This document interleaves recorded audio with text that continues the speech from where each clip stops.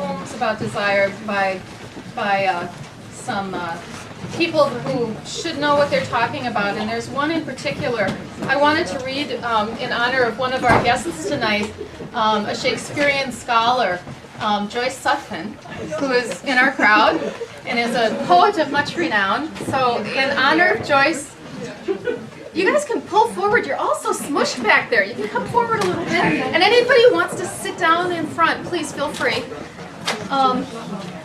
But it's Sonnet 129 by Shakespeare on desire. He doesn't say the word desire, but see if you can catch it.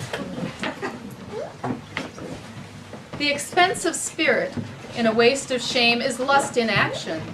Until action, lust is perjured, murderous, bloody, full of blame, savage, extreme, rude, cruel, not to trust, enjoyed no sooner, but despised straight, past reason hunted, and no sooner had, past reason hated, as a swallowed bait, on purpose laid to make the taker mad.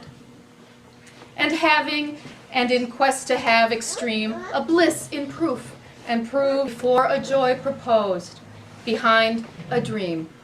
All this the world well knows, yet none knows well, to shun the heaven that leads men to this hell. That's desire, right? Okay.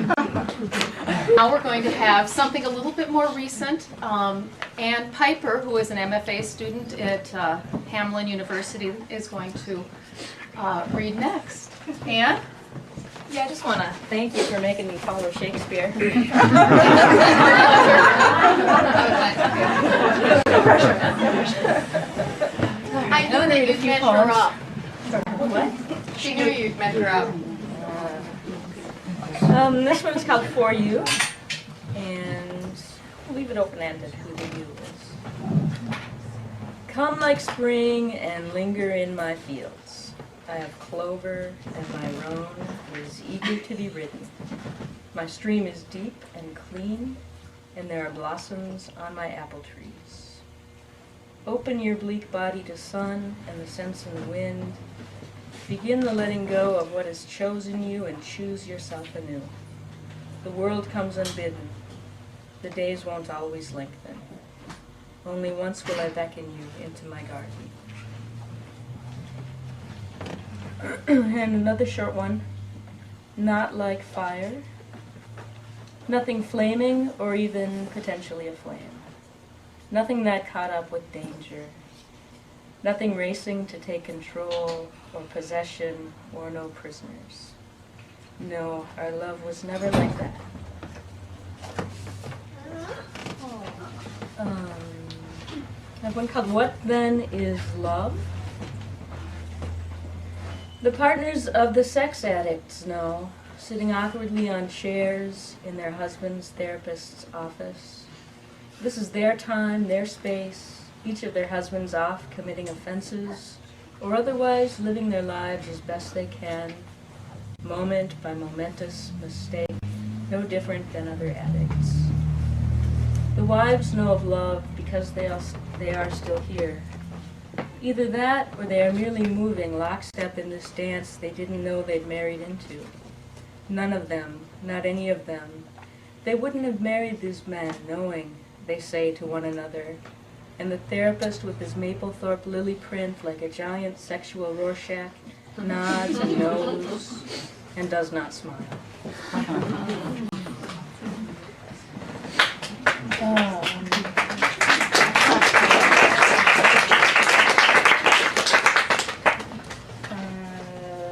Two more short ones. Testimony.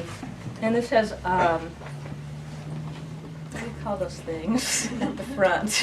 One of those things that put italics An in. It's from a Japanese folk song. However fickle I seem, my heart is never unfaithful. Out of the slime itself, spotless the lotus grows. Meaning the world of human drama is not so much sea as pond, where we gurgle our heartbeats beneath a muffle of scum that pays us no mind. Meaning you are not so fluid as you presumed. You are rooted in a slime spot, tangled in a fishnet, garbled with your tongue ever thickening in your mouth. I'm sorry I left before the party ended, or even got started, really. Sorry I wanted to dance with a guy who could dance rather than you. Look, the moon is sweet as a peach tonight. Still the lotus grows. And the last one I'll read is Dog's Life. And this is a prose poem. Roscoe, the cartoon dog, comes home after a day on the set and peels off his rubber mask. He rubs one paw against his whiskers, fumbles for a beer in the fridge. Hot today. He kicks on the air conditioning, flops down on the lazy boy bought long ago with the earnings from his first big job. Roscoe flips through the channels, clicks off the set. Nothing but people, and he's tired of them.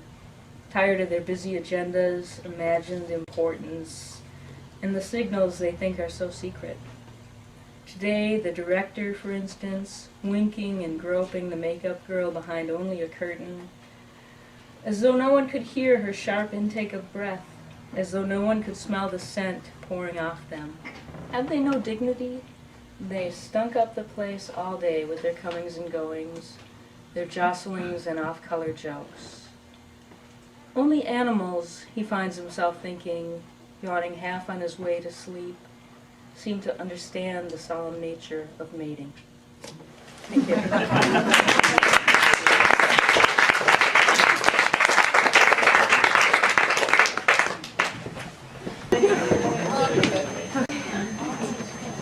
I didn't want to put poor Anne at a disadvantage by doing a Shakespeare poem before her reading and then not putting someone else at an equal disadvantage. So here's Federico Garcia Lorca's ditty of First Desire. Yeah, Emily, this is for you. In the green morning, I wanted to be a heart. And in the right evening, I wanted to be a nightingale.